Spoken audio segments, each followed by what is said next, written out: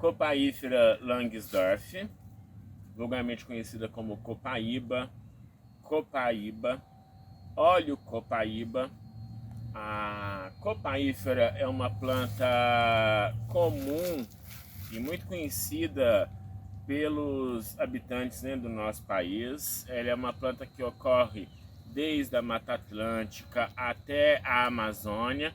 E quando eu falo desde a Mata Atlântica, eu estou falando inclusive lá na floresta de Araucária, né? Então ela ocorre junto nessa floresta, também vai para o lado da Caatinga.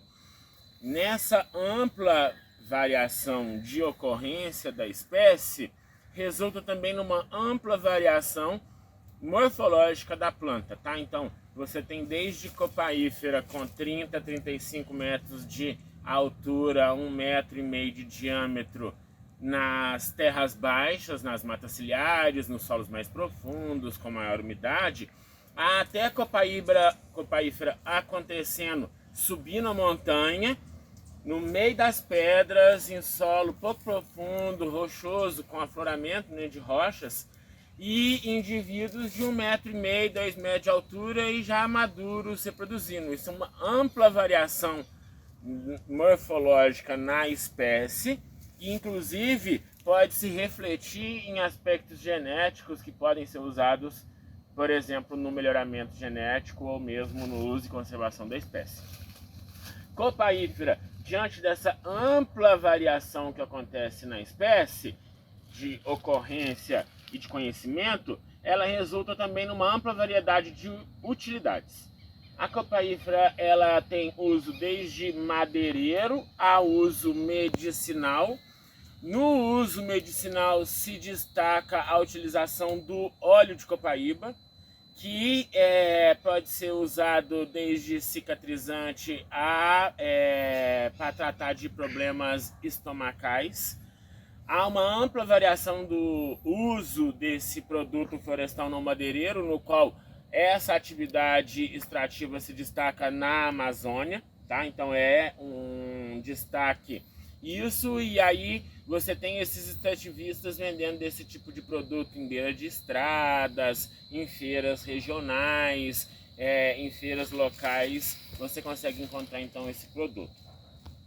Além do óleo, a planta se presta do ponto de vista madeireiro como uma espécie de média densidade, com uso para a indústria moveleira, mas ela tem baixa resistência à umidade, normalmente é uma madeira de coloração mais esbranquiçada, e que com esse contexto de umidade não funciona não, tá? Então ela não tem essa resistência não. Pode ser usada também como miolo de portas e usos estruturais na construção civil. A planta é muito bonita e ornamental, prestando também para o paisagismo. Para a arborização urbana é preciso ter cautela, porque é uma planta que tem potencial de crescimento e aí logo ela pode então entrar em conflito com as estruturas das cidades. E ela é uma planta zoocórica e indispensável em projetos de reflorestamento de áreas degradadas. A copaífera, ela, como uma fabácea, ela ocupa aquele grupo das plantas que tem folhas compostas pinnadas. Então isso aqui é uma folha, e essa folha é composta por folíolos. Essa é uma planta ímpar-pinnada, essa folha aqui. Os folíolos são subopostos, ou seja, eles ocorrem um próximo ao outro, formando um padrão, ó. Então, subopostos, subopostos, subopostos, subopostos. A base, ela é assimétrica. O folíolo tem um formato elíptico. O ápice da folha tem desde ápice emarginado, como nessa folha, a ápice arredondado ou agudo. Mas o predomínio é do emarginado, tá? Nesse material que eu estou mostrando, mas há uma ampla variação, aqui está mais agudo, uma ampla variação com ocorrência de ápices que vão desde os emarginados até os agudos. Na face abaxial, pessoal, é preciso destacar a nervura principal na face abaxial.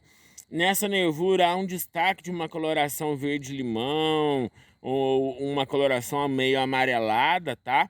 Essa coloração tem relação com uma pilosidade que está centrada, então, no pecíolo, na raquis e na nervura principal na face abaxial. A Copaífera Langsdorff possui base dilatada, a base reforçada digitada. Esse indivíduo aqui, ele foi plantado, tá? E aí, então, aqui ele tem base dilatada, ritidoma fissurado, microfissurado, então são microfissuras. Essas fissuras, com o tempo, vão virar escamas e aí ele forma um ritidoma escamoso e caduco, tá? Uma característica para a Copaífera Langsdorff indiscutível, mas que nesse nosso indivíduo aqui não está muito claro, é uma coloração avermelhada que ela possui na transição entre a casca morta, o ritidoma, e a casca viva, como dá para a gente poder enxergar aqui, tá? Mas a gente vai ver isso melhor em outros indivíduos. A casca viva, ela tem uma coloração, uma textura curto fibrosa e fibrosa, compacta, tá? De coloração amarelada. A exudação de óleo, ela não acontece no corte, não. O óleo é extraído da madeira, tá? Então ele não tem exudação nenhuma aí do corte, não tem nenhum cheiro específico. É um amarelo mais palha, mais claro, tá? Mas vai ter uma ampla variação dessa cor. A retirada do óleo, pessoal, como é que ela é feita? O extrativista, ele usa um trado, a semelhança de uma furadeira, e ele então perfura essa madeira indo até o centro na medula dessa planta, tá?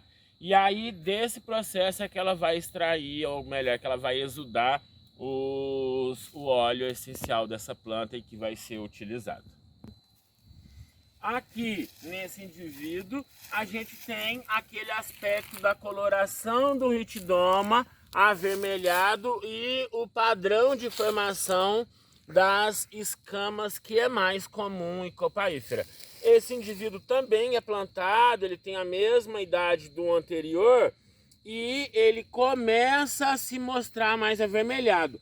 É bem comum de encontrar indivíduos adultos, grandes, aí, com 50, 60 centímetros de diâmetro, e aí essa coloração vermelha predomina em todo o ritidoma.